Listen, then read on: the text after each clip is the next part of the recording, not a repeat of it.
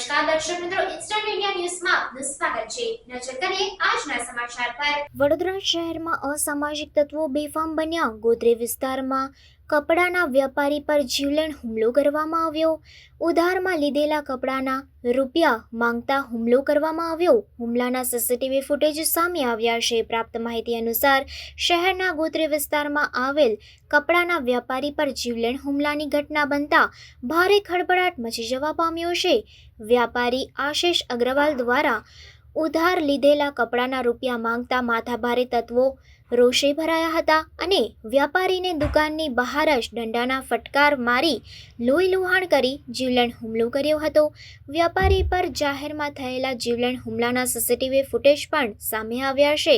પરમ ચૌહાણ નામના શખ્સે કપડાં ઉધાર ખરીદ્યા હતા, જેના બાદમાં કપડાના રૂપિયાની ચૂકવણી ન કરતા વ્યાપારી આશિષ અગ્રવાલ દ્વારા ઉઘરાણી કરવામાં આવી હતી, જેના કારણે રોષે ભરાયેલા પરમ ચૌહાણ સહિત જયેશ ભરવાડ, ગોવિંદ ભરવાડ અને અન્ય લોકોએ આશિષભાઈ પર હુમલો કર્યો હતો। આ મામલે ઈજાગ્રસ્ત વ્યાપારી આશિષ અગ્રવાલે અકોટા પોલીસ સમક્ષ ન્યાય માટે ગુહાર લગાવી છે।